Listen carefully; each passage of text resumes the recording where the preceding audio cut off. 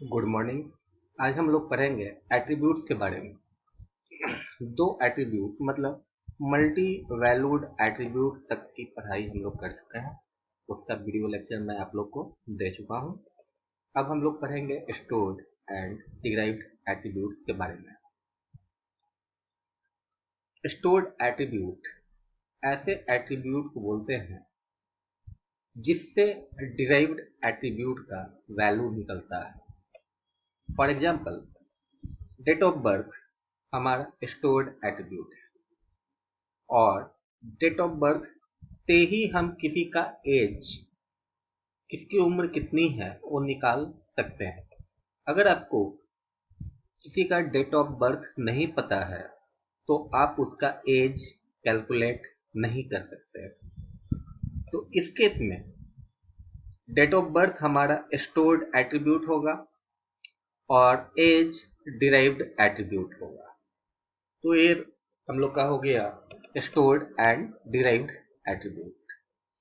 अगला जो टॉपिक हमारा है वो है complex attribute. A complex attribute is both composite and multi value. मतलब कॉम्प्लेक्स एट्रीब्यूट, कॉम्प्लेक्स मीन्स होता है जटिल। तो जटिल एट्रीब्यूट किसको बोलते हैं?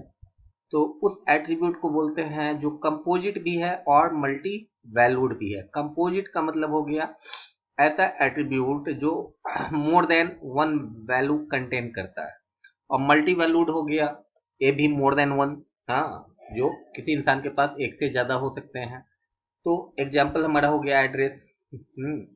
तो एड्रेस क्या है? कंपोजिट भी है और मल्टी वैल्यूड भी है। एक इंसान के पास मोर देन वन एड्रेस हो सकते हैं।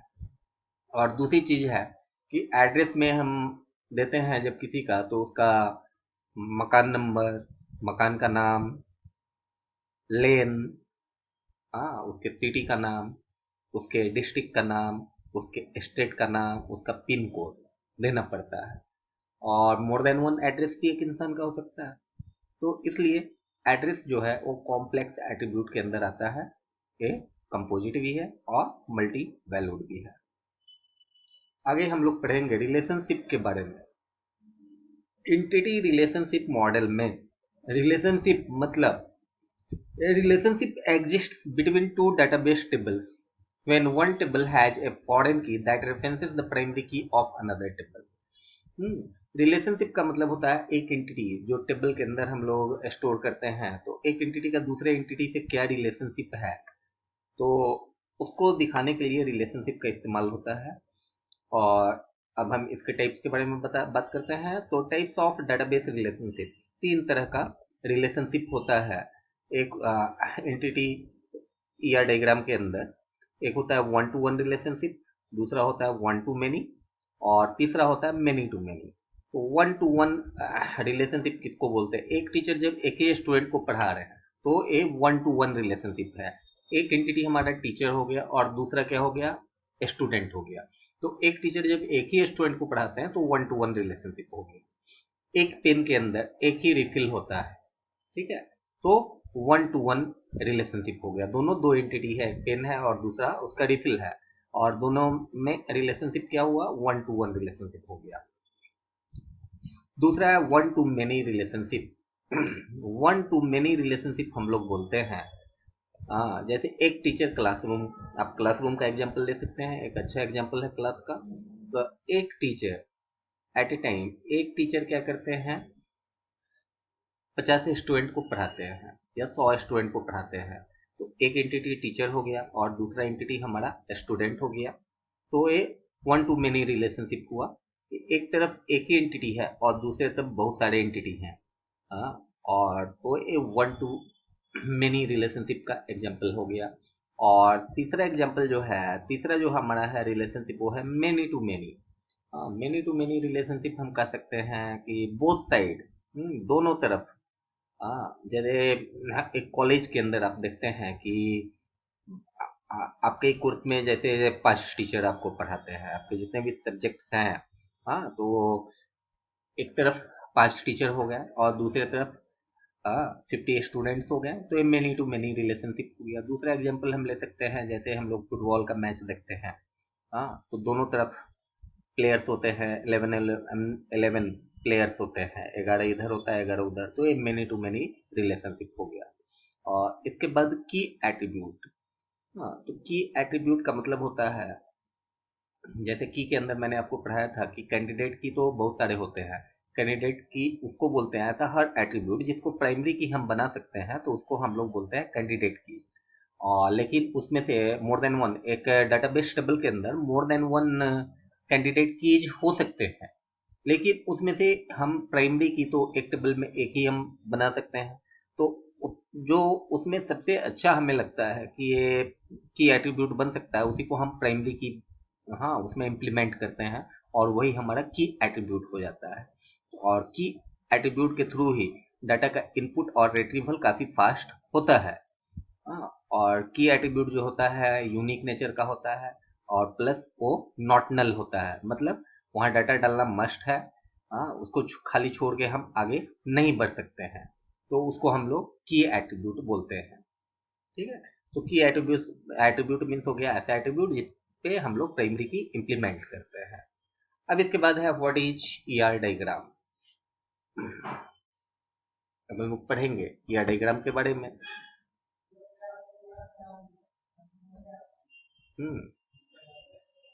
An entity relationship diagram is a diagrammatic graphical representation of the relationships between entities in a database।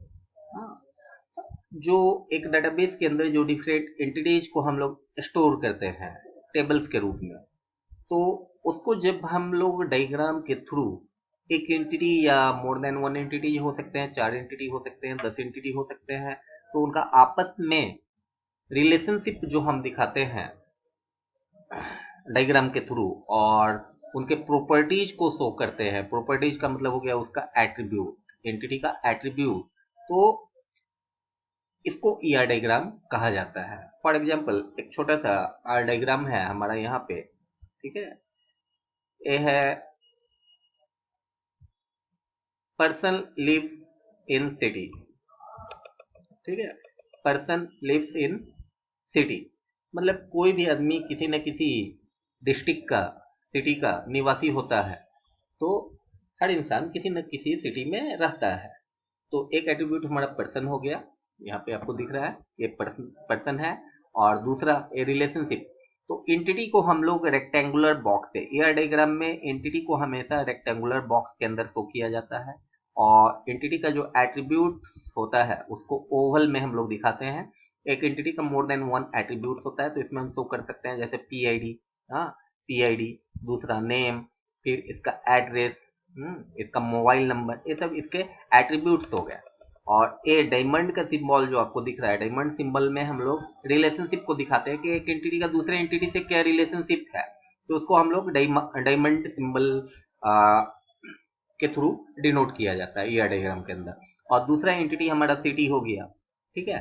तो सिटी का आईडी होगा जिसमें प्राइमरी की हम लगाएंगे, सिटी के अंदर कितना पॉपुलेशन है, सिटी का कितना क्षेत्रफल है, तो सिटी के बारे में जो डाटा जो नेसेसरी है वो उसका एट्रीब्यूट्स होगा, ठीक है। ER diagrams often use symbols to represent 3 different types of information.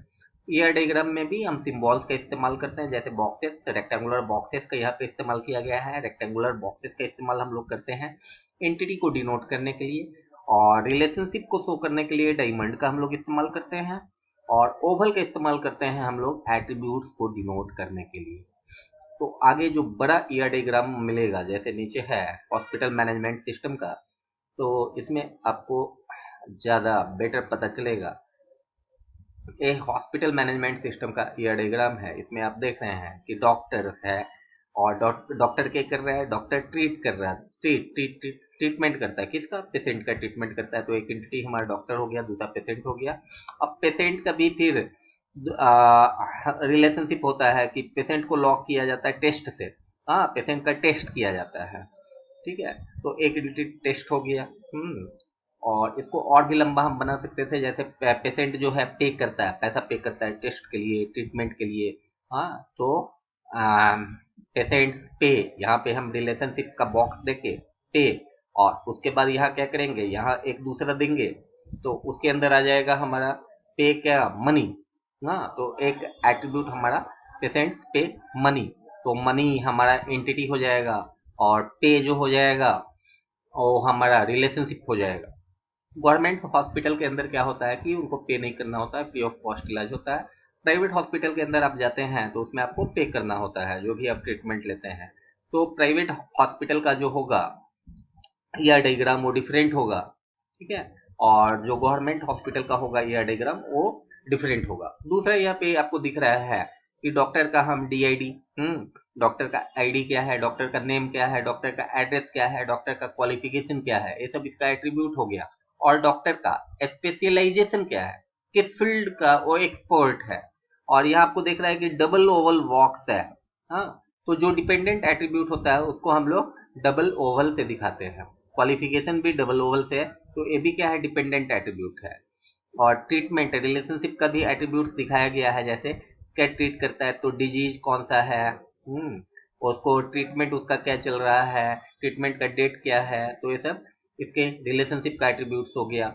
इसके बाद पेशेंट का, तो पीआईडी, पेशेंट का नेम क्या है, पेशेंट का एड्रेस क्या है, पेशेंट का मोबाइल नंबर, पेशेंट का टाइप डिटेल्स, पेशेंट का सेक्स क्या है, मेल है फीमेल है, और पेशेंट जो ब्लॉक करता है, तो पेशेंट का रिपोर्ट, रिपोर्ट का डेट, और उसके बाद जो टेस्ट लेते हैं तो टेस्ट का आईडी होगा, टेस्ट का डिस्क्रिप्शन होगा, टेस्ट का टाइप होगा।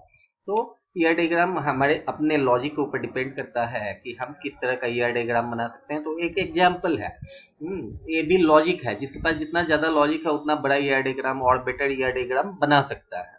तो एक सिंपल सा एग्जाम्पल आपको दिखाया गया है ईआर डायग्राम का, हॉस्पिटल मैनेजमेंट सिस्टम का। कल फिर हम लोग आगे ईआर डायग्राम में अगले वीडियो लेक्चर में मैं आपको बताऊंगा स्ट्रॉन्ग एंड वीक एंटिटी के बारे में।